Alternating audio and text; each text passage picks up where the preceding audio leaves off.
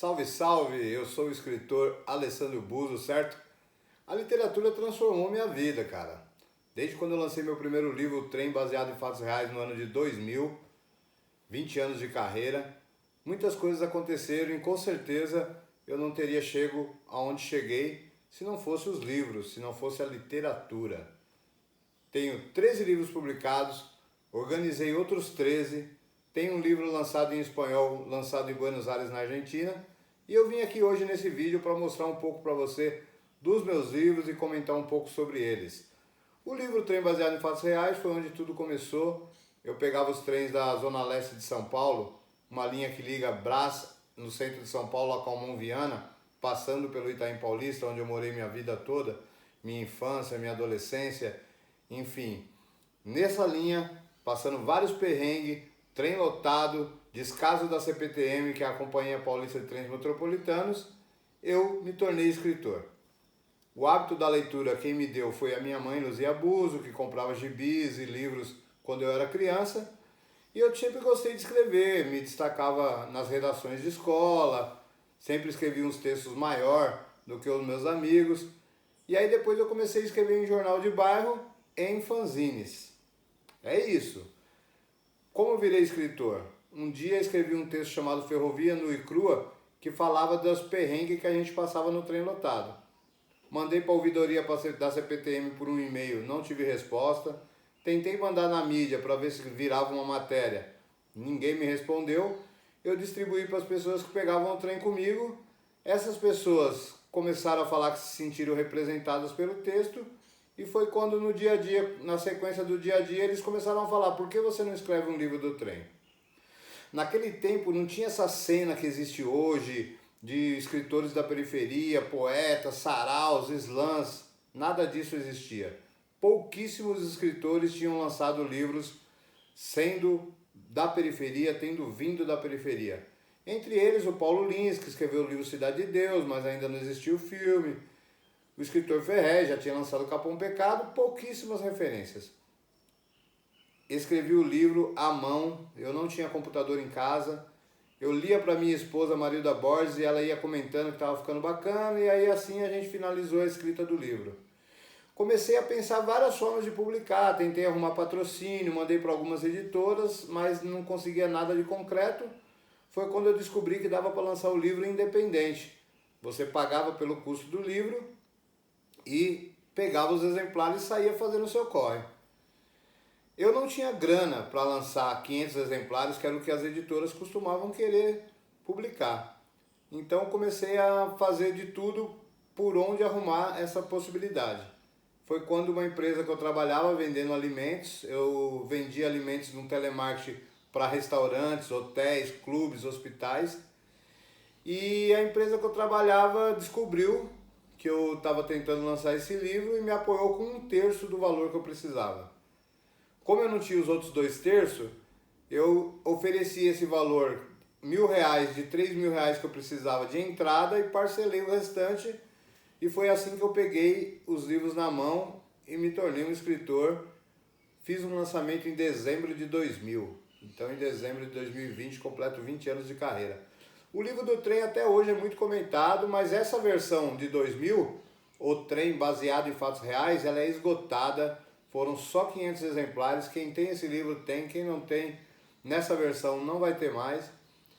E aí depois eu comecei a escrever, teve uma repercussão no meu primeiro livro, eu fui num programa musical da TV Cultura, eu saí 2 páginas na revista Caros Amigos.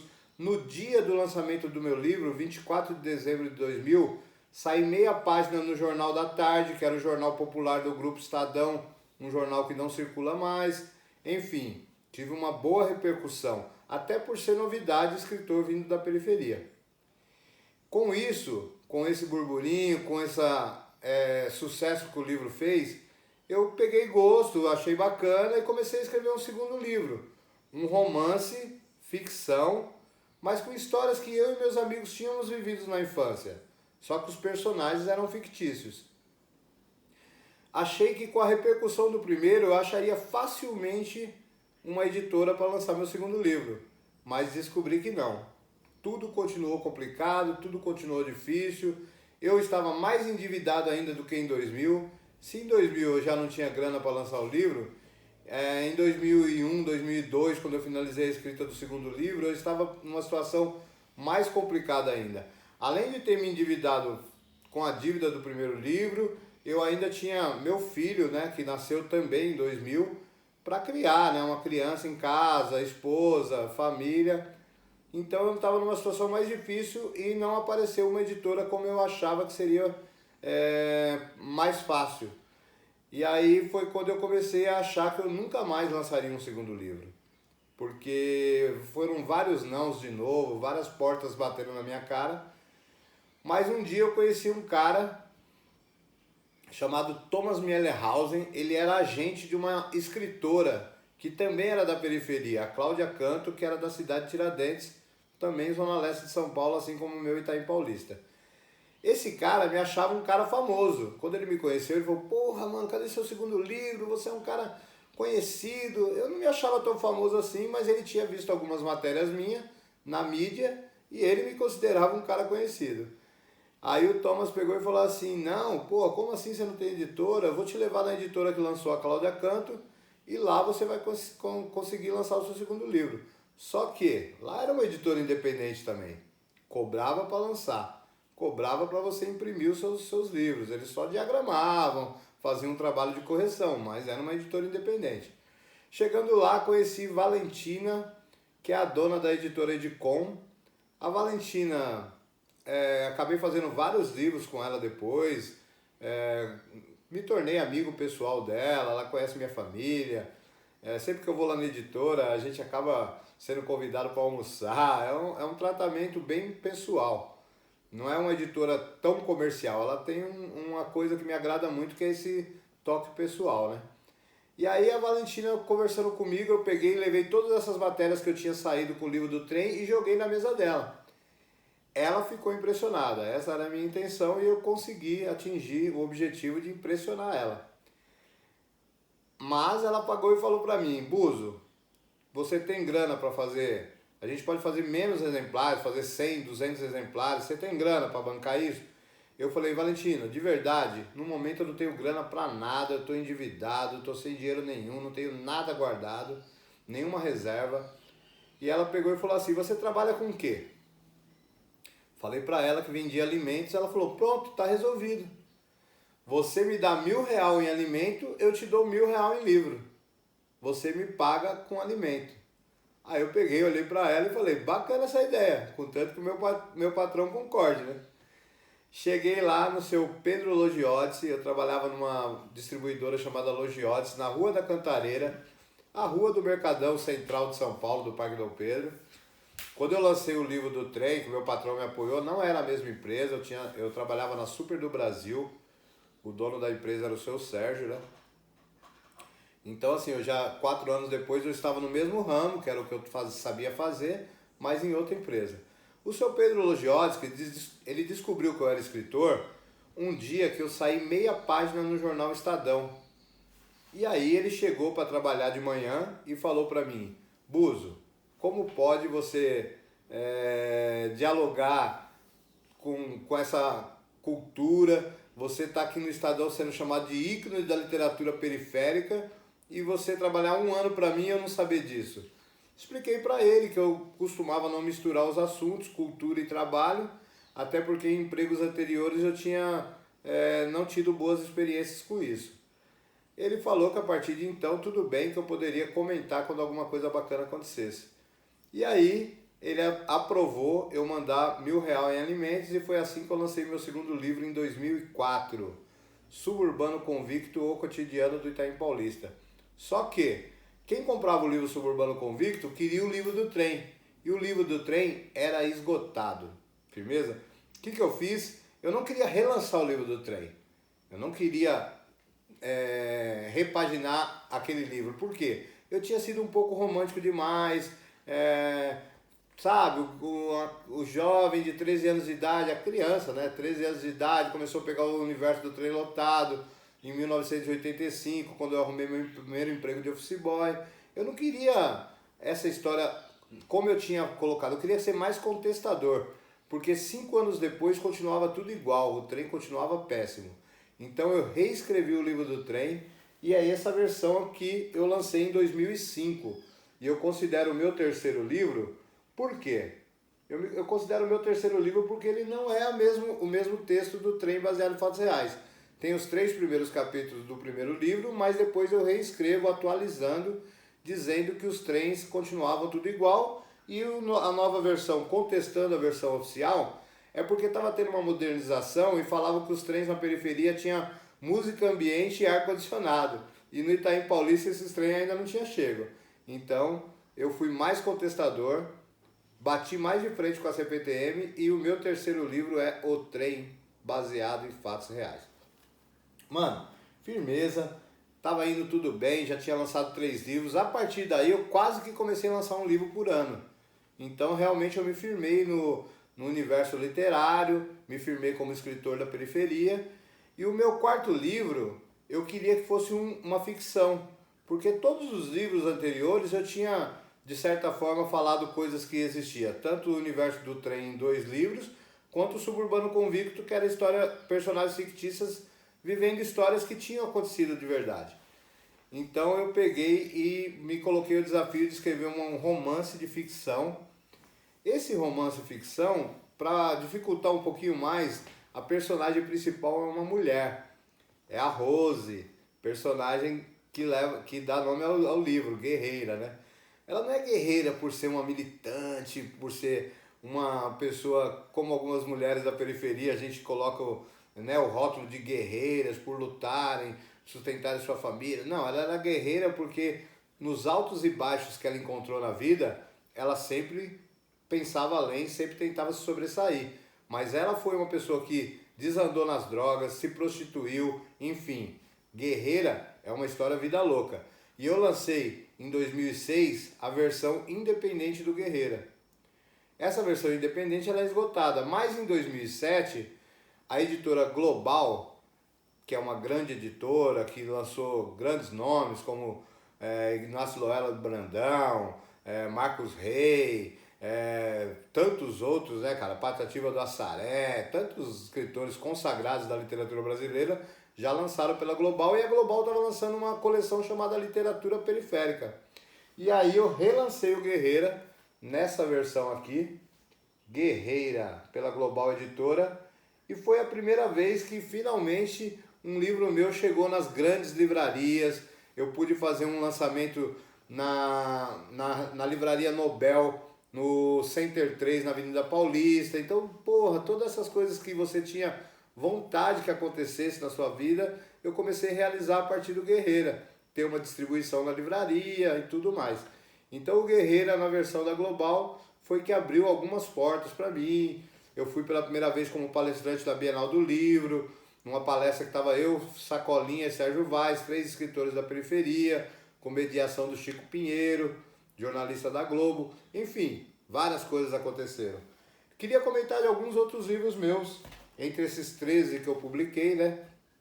Tem um que é esgotado, que é o Hip Hop Dentro do Movimento, que eu lancei também pela Aeroplano, uma editora da Heloísa Buarque de Holanda, né? Um grande nome da literatura também, né? Mas também da Universidade Federal do Rio de Janeiro.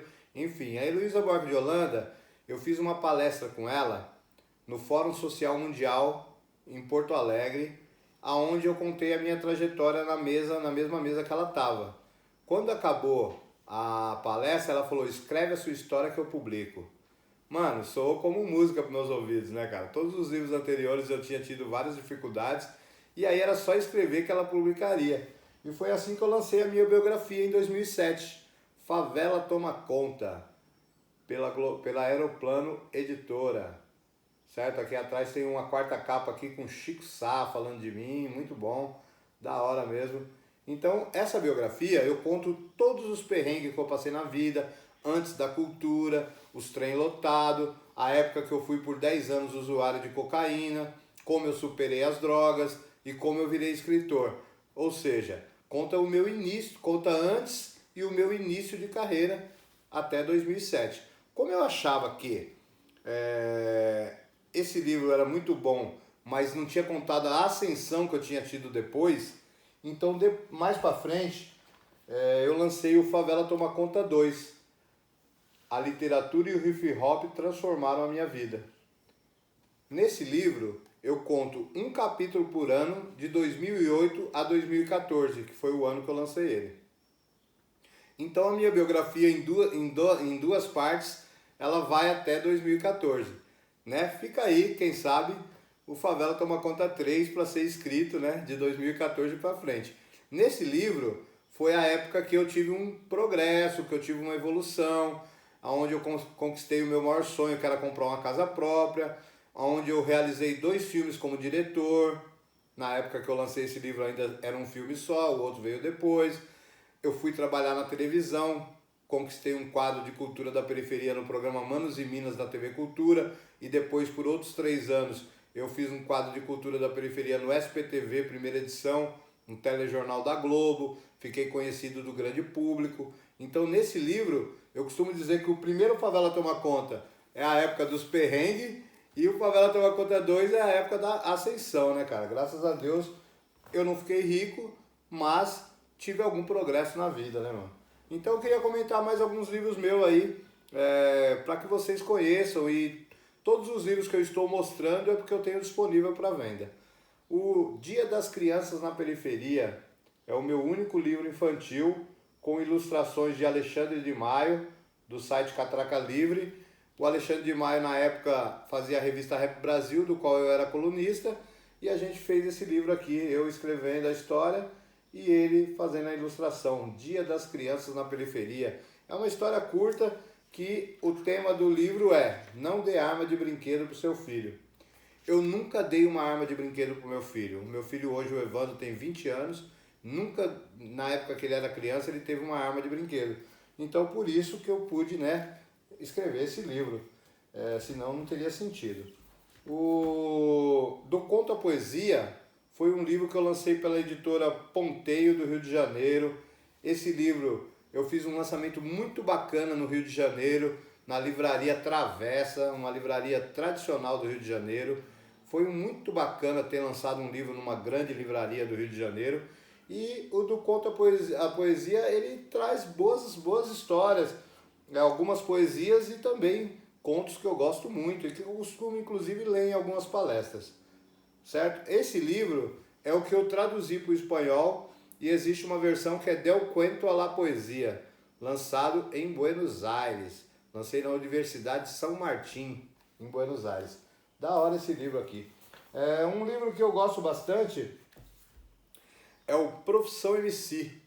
Profissão MC é o nome do meu primeiro filme. Como você vê na capa desse livro, é um desenho da imagem do cantor Criolo, porque o Criolo é protagonista do meu filme.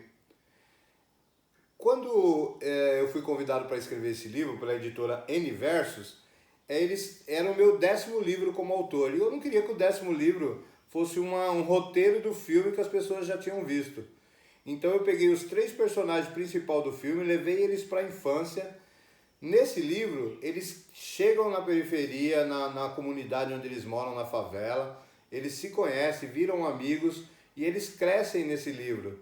Então, aonde acaba o livro é aonde começa o filme. Ambos, o livro e o filme, são ficção. Mas se você ler o livro e depois emendar assistindo o filme, que tem na íntegra no meu canal no YouTube, youtube.com/alessandrobuzo, você vai ter a história completa aí de Profissão MC. Da hora. Mano, muito bom. Ruas de Fogo. Ruas de Fogo é um livro que tem contos e crônicas. Algumas crônicas aqui são bem pessoal, tem crônicas que eu falo um pouco da minha vida de torcedor do Palmeiras. Tem algumas crônicas aqui que eu conto algumas passagens, eu e meu filho, porque eu era torcedor de arquibancada quando eu era mais jovem. Aí quando eu casei, por falta de dinheiro e por causa da violência das torcidas, eu me afastei um pouco do futebol, das arquibancadas, e aí eis que meu filho cresceu, virou palmeirense também, e aí por querer ir ao estádio eu acabei voltando às arquibancadas, e aí algumas crônicas eu falo desse assunto, e os contos são contos de periferia, como eu costumo escrever. Inclusive eu tenho 2 contos publicados na revista Caros Amigos Literatura Marginal, Ato 1 e Ato 3, que foram muito importantes para a minha trajetória, certo? Antes de eu falar do meu último livro publicado, O Filho da Empregada, e mostrar ele para vocês, eu queria falar também que eu tenho 13 coletâneas organizadas, são 6 volumes do Poetas do Sarau Suburbano. Essa capa aqui é o volume 4, essa capa aqui é o volume 5, o volume 6 é esgotado, tá? Foi uma tiragem menor, feita só com poetas do Sarau Suburbano no Litoral Norte. O meu Sarau Suburbano no Bexiga, em São Paulo, dia 4 de maio de 2020, completa 10 anos de trajetória. E quando eu vim morar em São Sebastião, onde eu moro hoje, no Litoral Norte, eu criei o Sarau Suburbano Litoral Norte, que acontece no Bar da Praia, Pé na Areia. Então, esse livro aqui, esses 2 livros têm autores de São Paulo e do Litoral, e o volume 6, que é esgotado, são só poetas do Litoral. Esse ano eu quero lançar o volume 7, que vai ser comemorativo aos 10 anos do Sarau Suburbano. A outra coletânea que eu organizo é o Pelas Periferias do Brasil. Essa aqui é a última, o último volume, volume 7. Aqui atrás está aqui, ó. Somos a contraindicação, somos a revolução, a evolução, somos poesia marginal. Então esse livro aqui tem autores de pelo menos 7 estados. Cada edição do Pelas Periferias do Brasil tem autores de pelo menos 7 estados do Brasil. Então nos 7 volumes a gente lançou mais de 100 escritores. Muita gente que nunca tinha lançado o seu livro autoral saiu no Pelas Periferias do Brasil e depois acabou lançando seus próprios livros. Por isso eu considero essa coletânea, não só eu, como várias universidades que estudam esse livro, é um livro muito importante para a minha trajetória. E por fim eu queria falar do meu último livro publicado, que é O Filho da Empregada. O Filho da Empregada são 13 contos, gosto muito desse livro. Tenho um carinho todo especial porque eu fui filho de empregada doméstica, né? Antes da minha mãe ser funcionária pública, ela foi empregada doméstica para sustentar eu e meu irmão Álvaro. Então eu tenho um carinho muito grande por esse livro, porque é uma homenagem para minha mãe e para todas as empregadas domésticas do Brasil. Firmeza? Pretendo lançar ainda em 2020, quando passar essa pandemia, né? Quando Deus der bom tempo aí, e possibilitar que a gente supere esse momento. Eu quero lançar o meu 14º livro, que é Vida de Suburbano, deve sair pela editora Reformatório. Firmão? Para encerrar, eu vou fazer uma poesia que é assim. Peguei tudo que a sociedade me ofereceu, escola pública, saúde pública, transporte coletivo, esgoto a céu aberto na infância, roupa que a minha mãe ganhava das patroas. Peguei tudo isso, bati no liquidificador e sobrou eu. Valeu.